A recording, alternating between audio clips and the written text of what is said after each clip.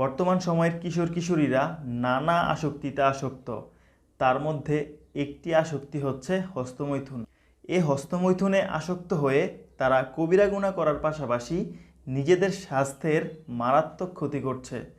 ফলে দেখা যাচ্ছে যে আমার সন্তান সুস্থ ছিল, হঠাৎ করেই সে দুর্বল হয়ে গিয়েছে, হঠাৎ করেই তার বিভিন্ন রোগে তার শরীরকে আক্রান্ত করছে।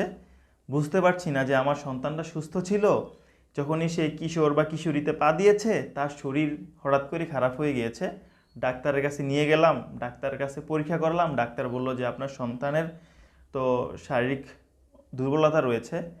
তো এই যে দুর্বলতাটা, এইটা সে যখন হস্তমৈথুনের মাধ্যমে তার শরীর থেকে তার বীর্যটা বের করে ফেলে, এর কারণে তার এই সমস্যাটা হচ্ছে।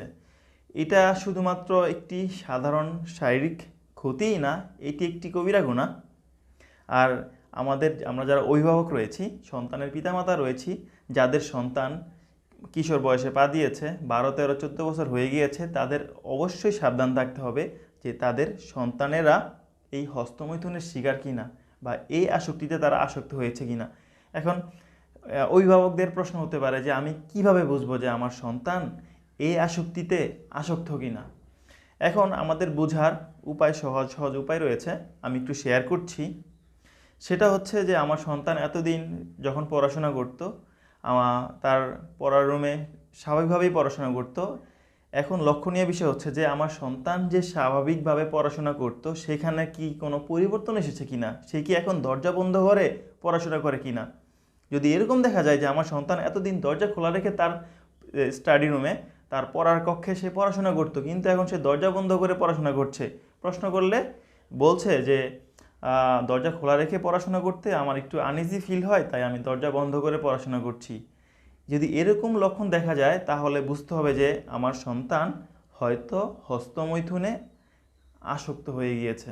তো আমাদের চেষ্টা করতে হবে, আমরা চেষ্টা করব কি, আমাদের করতেই হবে যে না, তোমার দরজা বন্ধ করার কোনো দরকার নেই, তুমি দরজা খোলা রেখে পড়াশোনা করো, আমরা তোমাকে কোনো ডিস্টার্ব করছি না, তোমাকে ঠান্ডাভাবে শান্তিপূর্ণভাবে পড়াশোনা করার সুযোগ করে দিতে হবে। করে দিয়েই তার এই অভ্যাসটাকে আস্তে আস্তে তাকে বুঝতে দেওয়া যাবে না যে আমরা তোমার বিষয়টা খেয়াল করছি, সাধারণভাবেই তাকে এই বিষয়টা বোঝাতে হবে। দুই নাম্বার যে উপায়, সেটা হচ্ছে যে আমরা যখন বাথরুমে যাই, আমরা টয়লেট করি, 5 থেকে 10 মিনিটের মধ্যে আমার টয়লেট থেকে বের হয়ে যাই। তো আমাদের সন্তান যদি হস্তমৈথুনে আসক্ত হয়ে থাকে তাহলে কিন্তু সে স্বাভাবিক সময়ের চেয়ে অনেক বেশি সময় সেখানে ব্যয় করবে, গোসলে হোক, এমনিতেই টয়লেটে যাওয়ার ব্যাপারে হোক, বা দেখা যাবে যে আবার বেশি বেশি ঘন ঘন সে বাথরুমে বা টয়লেটে যাচ্ছে। এরকম যদি লক্ষণ দেখা যায় তাহলে বুঝতে হবে যে আমার সন্তান হয়তো বা হস্তমৈথুনে আসক্ত হয়ে গিয়েছে। তো তাকে তখন সাবধান করতে হবে যে বেশিক্ষণ বাথরুমে থাকা যাবে না।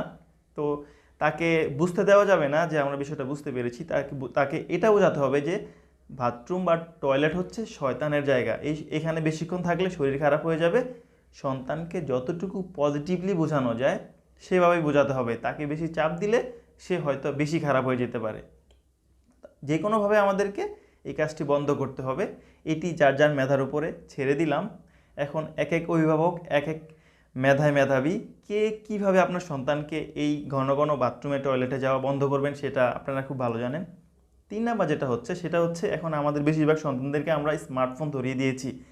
এখন আমরা চাইলে তার স্মার্টফোনটা তো অবশ্যই নিতে পারি। তো তার স্মার্টফোনটা আমরা যে সার্চিং যে ইঞ্জিনগুলো আছে, সেই সার্চ ইঞ্জিনে ওরা কি সার্চ করছে, তাদের কোনো অ্যাডাল্ট কন্টেন্ট সার্চ করছে কি না, এগুলো আমরা একটু খেয়াল রাখবো।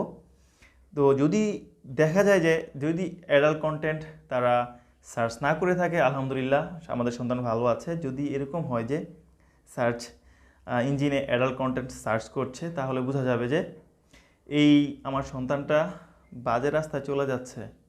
তো আমাদের যদি এরকম হয় তাহলে আমার মোবাইলের স্মার্টফোনের ব্যবহার কমিয়ে দিব, তাকে যতটুকু পজিটিভলি এই কাজগুলো করা যায় তত ভালো। যত আমরা চাপ দিব, যদি আমরা বুঝাই যে আমরা বুঝতে পারছি তুমি কী করছো, তাহলে সন্তানটা আরও বেশি কেয়ারফুল হয়ে বেশি বাজেভাবে বিগড়ে যেতে পারে। তো আমার কাছে এই 3টা উপায় আমার কাছে আসছে যে আসলে এইভাবেই বুঝতে পারি যে আমাদের সন্তানরা কি হস্তমৈথুনে আসক্ত হচ্ছে কি না।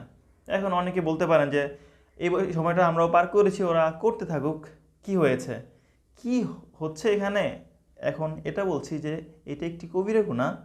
আর এই কবিরা গুনাহ যদি আমাদের অভিভাবকরা আমরা যদি তাকে এই কবিরা গুনাহ থেকে না ফিরাই, তাহলে সেই গুনাহ কি আহ, মহান আল্লাহ পাক কি আমাকে তার জন্য কি জবাবদিহি করবে না?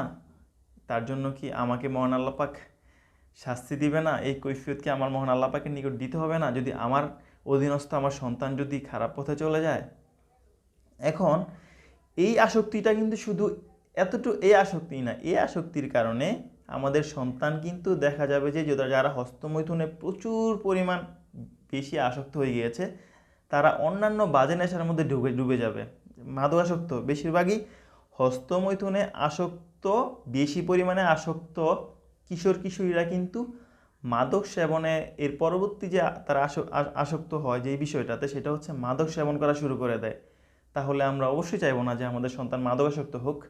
তাই আমাদের সন্তানের যাতে সুস্থ থাকে, সুস্থভাবে পড়াশোনা করে বড় হয়, আমরা অবশ্যই চাইবো আমাদের সন্তান ভালো থাকুক। আমরা চাই সবার সন্তান সবাই ভালো থাকুক, ভালোভাবে বেড়ে উঠুক।